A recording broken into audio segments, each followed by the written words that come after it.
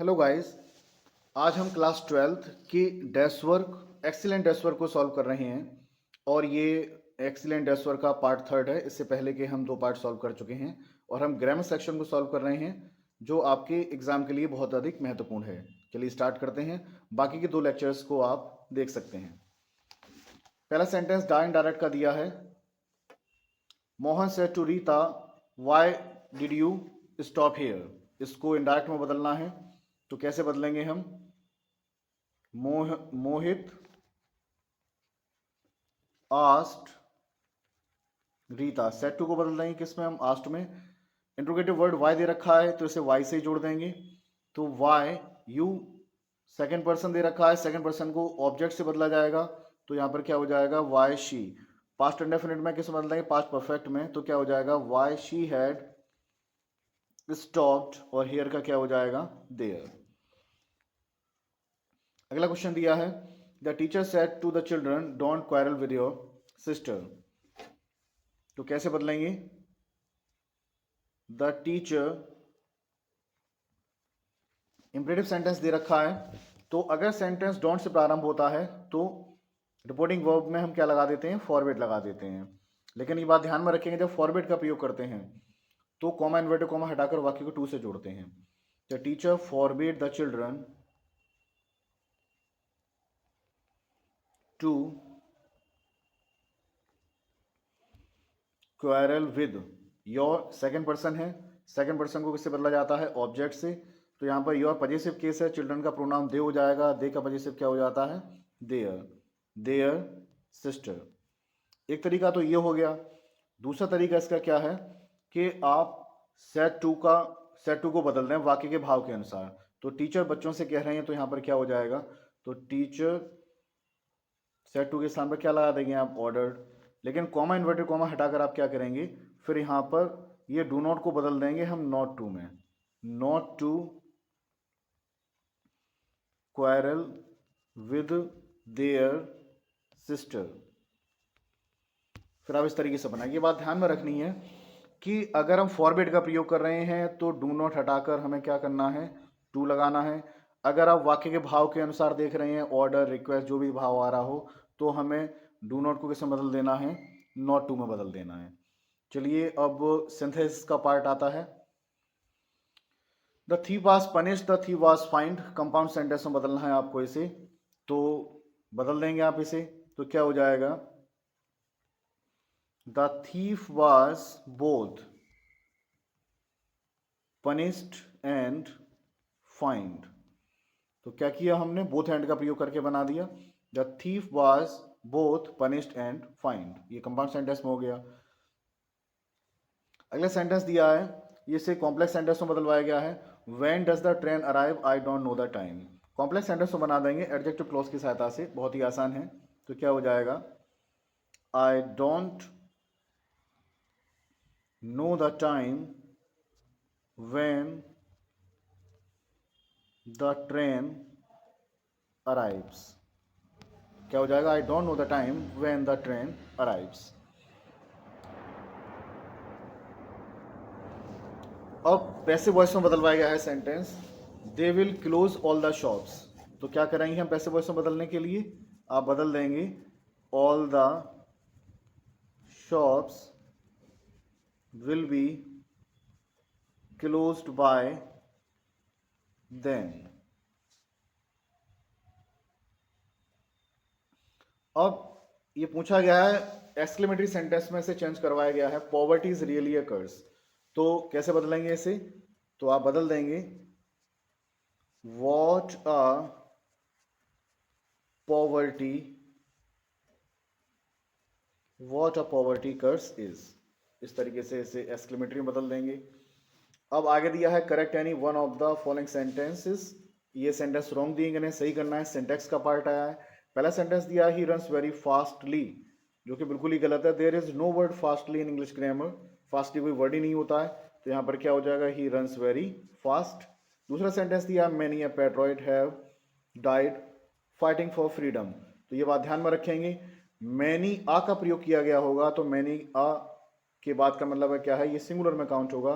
तो हैव के स्थान पर क्या आ जाएगा? हैज आ जाएगा। मैनी का प्रयोग हुआ हो तो उसके बाद जो नाउन आएगा वो प्लूरल होगा, और मैनी आ दिया होगा तो सिंगुलर दिया होगा, और सिंगुलर के साथ वर्ब क्या आती है, हैज आती है। इसे ध्यान में रखेंगे, कंफ्यूज नहीं होना है इसमें। अब आगे दिया है, give the synonyms of the following words, do any one. अब हालांकि हम दोनों ही सॉल्व कर रहे हैं, आपको एग्जाम में एक ही सॉल्व करना है। Give the synonyms of the following words. तो पहला दिया है इन्होंने हार्डशिप, तो हार्डशिप का आप सिनोनिम लिख सकते हैं डिफिकल्टी, और लिख सकते हैं आप हर्डल। ठीक है, कई हो सकते हैं लेकिन आपको दो लिखना है इसमें से। और दूसरा दिया है इन्होंने इनह्यूमन। इनह्यूमन का मतलब होता है क्या, सॉरी गलत क्वेश्चन देख गए, ये वाला देखें डिजास्टर। डिजास्टर का सिनोनिम पूछा है, तो डिजास्टर का मतलब होता है विनाश, और विनाश के पर्यायवाची आपके हो सकते हैं, बहुत सारे हो सकते हैं। एक तो आप लिख लें कैटेस्ट्रॉफी, कैटेस्ट्रॉफी। दूसरा आप लिख सकते हैं कैलेमिटी। ठीक है, कैलेमिटी भी मीन्स क्या होता है, विनाश होता है। Give the antonyms of the following words. Antonym पूछे हैं सेन। सेन का मतलब क्या होता है, सेन का मतलब होता है कि कोई व्यक्ति सेंसिबल है, समझदार है। तो इसका एंटोनम क्या हो जाएगा, इसका एंटोनम बना देंगे इंसेन। इंसेन का मतलब क्या होता है, जिसके अंदर समझदारी ना हो, मतलब पागल को इंसेन कह सकते हैं। इनह्यूमन मतलब अमानवीय, इसका एंटोनम क्या हो जाएगा, ह्यूमन, मानवीय। ठीक है। Use the following words and sentences of your own as to bring out the difference in their meaning clearly, do any one. अब इसमें ये सेंटेंस में यूज़ करवा है, अगर आप इसकी मीनिंग क्लियर कर लेते हैं तो सेंटेंस में यूज़ करना कोई भी टिपिकल बात नहीं है। जैसे पहला दिया है BRAKE, ये सेंटेंस दिया है, तो BRAKE, इस BRAKE का मतलब क्या होता है, ब्रेक लगाना। ठीक है, किसी चीज़ में कहते नहीं ब्रेक लगा दिया आपने, तो जैसे कहते हैं use the brake to stop the car. ठीक है, साइकिल, बाइक, इन सभी में ब्रेक लगे होते हैं, इस ये वो वाला ब्रेक है। और जो हम कहते हैं BREAK, इस BREAK का मतलब क्या होता है, इसका मतलब होता है तोड़ना। ठीक है, तोड़ने के लिए आप कोई भी सेंटेंस बना सकते हैं आप। वैसे ही मीनिंग दिया है इसमें सोर। ठीक है, सोर का मतलब होता है फ्लाई, मतलब उड़ना। ठीक, और SORE, इस सोर का मीनिंग क्या होता है, इस सोर का मतलब होता है वॉन्ट, घाव। कई सेंस में इसका यूज हो सकता है, बहुत ही ब्यूटीफुल मीनिंग है सोर, कई सेंस में यूज कर सकते हैं। जैसे कि आपके कान में पस आ रहा है, कान में आपकी प्रॉब्लम है, तो आप क्या बोल सकते हैं, आई हैव सोर ईयर्स। ठीक है, आंखों में प्रॉब्लम है, आंखें आ रही हैं, आप क्या कह सकते हैं, आई हैव सोर आईज। ठीक है, तो कई तरीके से इसको यूज में ला सकते हैं, SORE जो वर्ड है सोर, इसको। In the following questions, out of the four alternatives, choose one word can be substituted. One word substitution का क्वेश्चन है, चलिए इसे सॉल्व करते हैं। क्वेश्चन दिया है, a person who has no money to pay off his debts. एक व्यक्ति जो अपना कर्ज चुकाने में असमर्थ होता है, उसे क्या कहा जाता है, तो उसे कहते हैं हम इंसॉल्वेंट। ठीक है, उसे इंसॉल्वेंट कहा जाता है जो अपना कर्ज नहीं चुका सकता है। ठीक है, इसको हिंदी में हम कह सकते हैं दिवालिया। ठीक है, जिसके ऊपर बैंक का कर्जा हो और जो कर्ज चुकाने में असमर्थ हो, उसे हम बोलते हैं इंसॉल्वेंट। अच्छा, बाकी के मीनिंग को भी समझ लेते हैं। एक दिया है इसमें डेटर। डेटर का मतलब होता है कर्जदार, जिस पर कर्ज हो। अब ये सभी मीनिंग मिलते जुलते से नजर आ रहे हैं, लेकिन सभी में डिफरेंस है थोड़ा थोड़ा। तो डिबेटर कौन होता है, समवन हु ओज मनी। कौन होता है, समवन हु ओज मनी। कहने का मतलब है क्या है, जो व्यक्ति क्या लेता हो, पैसा उधार ले लेता है। ठीक है, उस पास कर्जा हो जाता है, उसे बोलते हैं डेटर। सेंटेंस अगर वन वर्ड में ये आ जाता है पूछने के लिए, वन हु ओज मनी, ठीक है, तो आप लिख देंगे डेटर। पॉपर का मतलब क्या होता है, इसका मतलब होता है कंगाल, person who has no money. ठीक है, beggar, person who begs money, जो भीख मांगता है उसे हम भिखारी कहते हैं। इस तरीके से हमने सभी मीनिंग को देख लिया है। आगे देखते हैं इसमें, a song embodying religious and sacred emotions. ठीक है, एक गीत जो भक्ति भावना में होता है उसे क्या बोलते हैं, हिम। ठीक है, हिंदी में से हम कह सकते हैं भजन। ठीक, बाकी की भी देख लेते हैं, लिरिक। ठीक है, लिरिक क्या होता है, एक्सप्रेस इंटेंस पर्सनल इमोशंस, यानी एक ऐसा गीत जो आपकी पर्सनल भावनाओं को, पर्सनल इमोशंस को बता रहा हो। पर्सनल इमोशंस की बातें इसमें दे रखी हूँ। आजकल फिल्मों के जो भी गीत हैं, हम अपनी पर्सनल भावना को एक्सप्रेस करते हैं, वो सभी क्या हैं, लिरिक हैं। अधिकतर सॉन्ग, ठीक है, फीलिंग को एक्सप्रेस करते हैं, वो सभी क्या होते हैं, लिरिक होते हैं। बात आ रही है ऑड। ऑड क्या होता है? Ode is a lyrical poem, ये भी लेबद्ध पोएम होती है। Praising someone, praising some person और इवेंट, किसी घटना के बारे में बता रहे होते हैं, किसी व्यक्ति की तारीफ कर रहे होते हैं, वो होता है ऑड। बैलाड, बैलाड क्या होता है? A poem that tells a story of adventure, romance of a hero. Poem जो क्या बताती है, किसी कहानी को बताई जा रही हो, कोई साहसिक कहानी, ठीक है, किसी हीरो की रोमांस की कहानी, उसके एडवेंचर्स की कहानी को किसके माध्यम से बताया जा रहा हो, गीत के माध्यम से बताया जा रहा हो, तो वो क्या कहलाता है, बैलाड कहलाता है। अगला क्वेश्चन दिया है, always speak a truth, which word in this sentence as an error. Error वाला पार्ट फिर से पूछा गया है।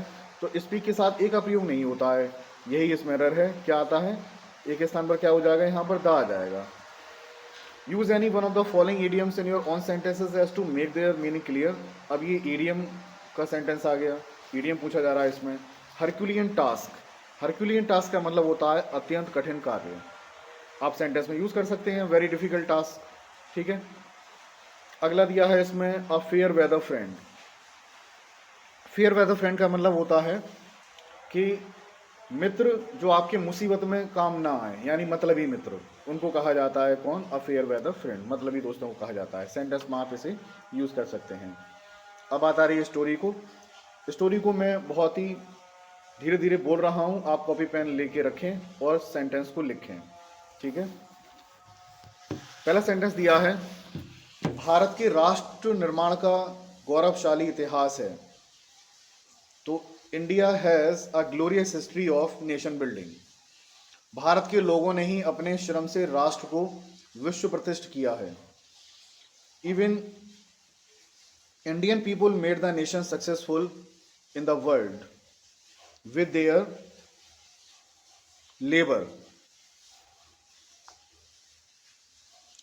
आगे दे रखा है, दर्शन और संस्कृति के लिए वैदिक ऋषि कपिल, बुद्ध, महावीर और शंकराचार्य जैसे पूर्वज उल्लेखनीय हैं, ठीक है।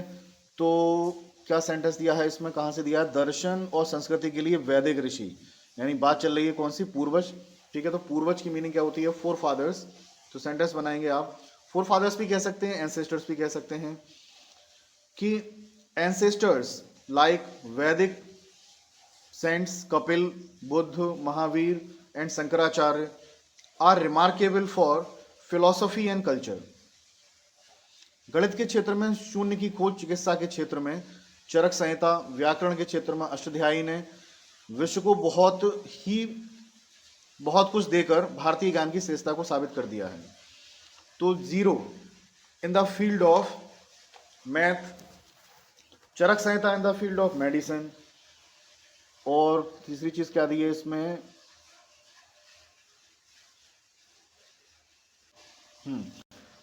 Ashtadhyayi in the field of grammar have prove the nobleness of Indian knowledge to the world by giving many things. प्राचीन राष्ट्रीय एकता के लिए चंद्रगुप्त मौर्य, अशोक, समुद्रगुप्त व हर्ष की राज्य व्यवस्थाएं हैं। तो there are region management of Harsh, Samudragupta, Ashoka and Chandragupta Maurya for ancient national unity. किस तरीके से हमने इसको सॉल्व किया, आप बाकी को भी देख सकते हैं। आप सभी क्वेश्चंस को बार बार देखें, रिपीट करें, जिससे कि आपकी प्रैक्टिस में आ जाएं, क्योंकि पिछले कई साल से ऐसा हो रहा है कि रिपीटेड क्वेश्चंस को ही ग्रामर में पूछा जा रहा है। तो आप इनको ध्यान देंगे। अगर इनकी डिटेल में जाना चाहते हैं तो हमारे चैनल के डिस्क्रिप्शन में जा सकते हैं, वहाँ से देख सकते हैं, डायरेक्ट इनडायरेक्ट के बारे में, ट्रांसफॉर्मेशन के बारे में सभी को समझ सकते हैं। इसी तरीके से हम आगे सीरीज जारी रखेंगे, अगला पार्ट लेकर आएंगे। Thank you very much guys.